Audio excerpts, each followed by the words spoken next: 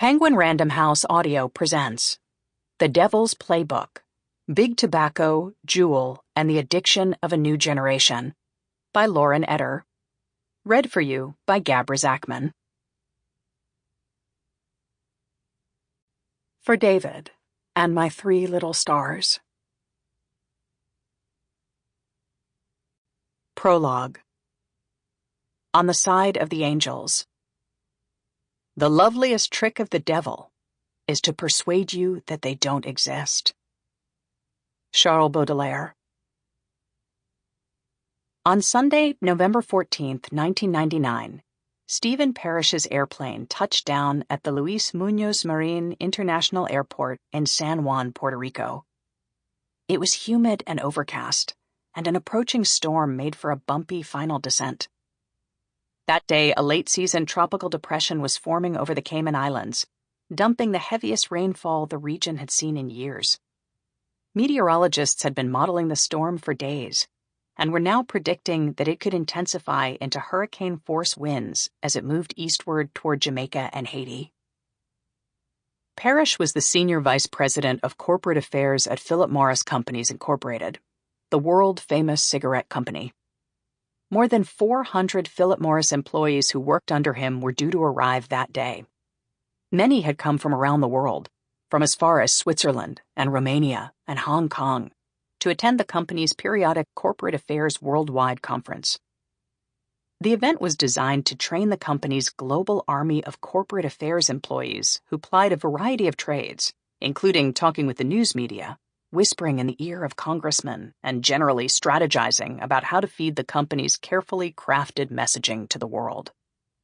While others on the tobacco side of the business were focused on the more mundane elements of selling cigarettes, procuring the tobacco from farmers, running the machinery that spit out thousands of cigarettes per minute, convincing store clerks to display Marlboros more prominently than Camels.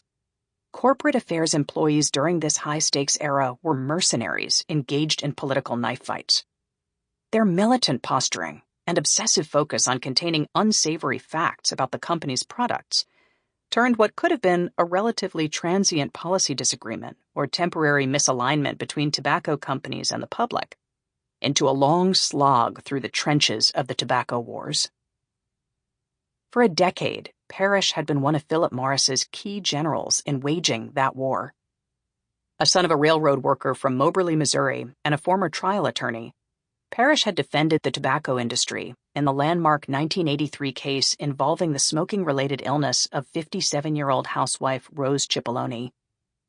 The verdict in her favor, delivered posthumously since she succumbed to her disease a year after filing the lawsuit, marked the first time that a tobacco company, despite facing hundreds of lawsuits up to that point, had ever suffered defeat in a product liability lawsuit.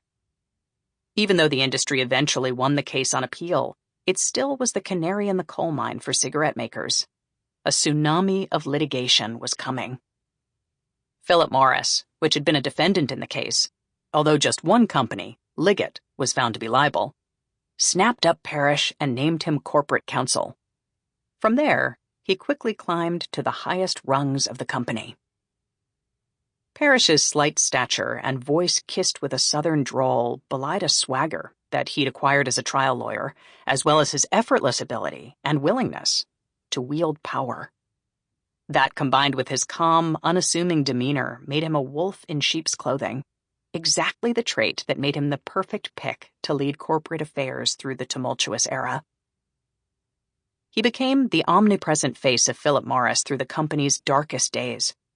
He was a key negotiator in tugs of war with a collection of stakeholders, including the Food and Drug Administration, multiple attorneys general, the White House, and scores of advocacy groups like the Campaign for Tobacco-Free Kids.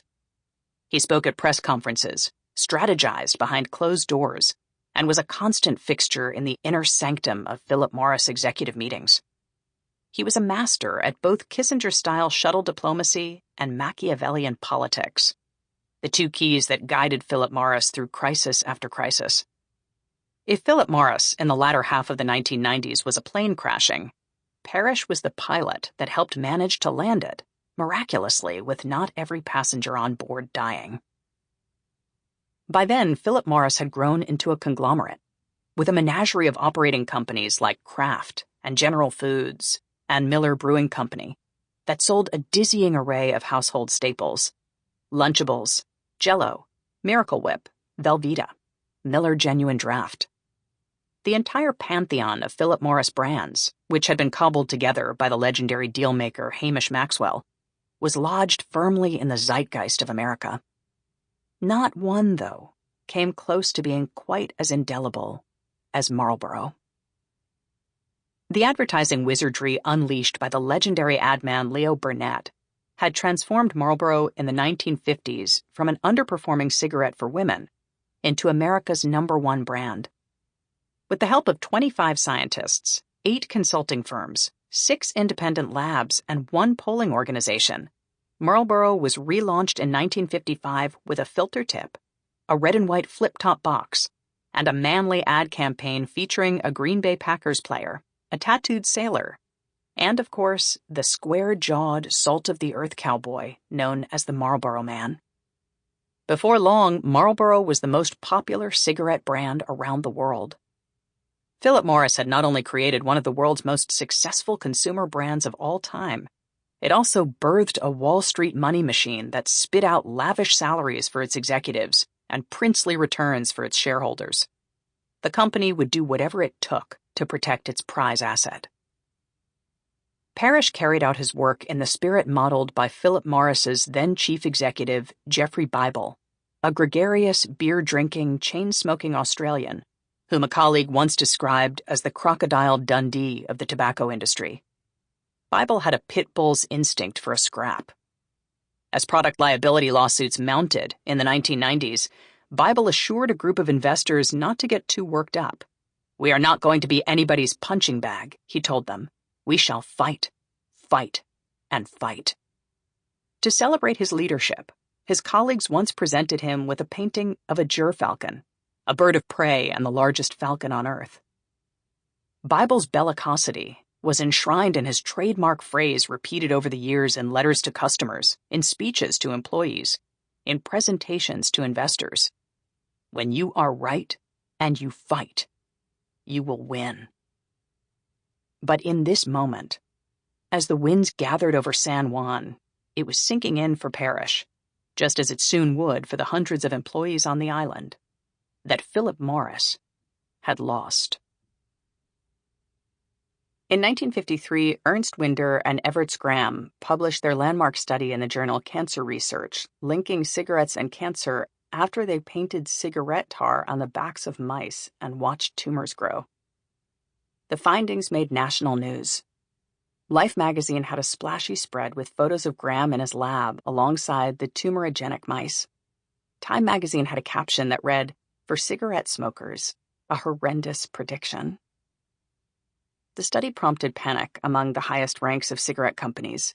"Salesmen in the industry are frantically alarmed," read one industry memo.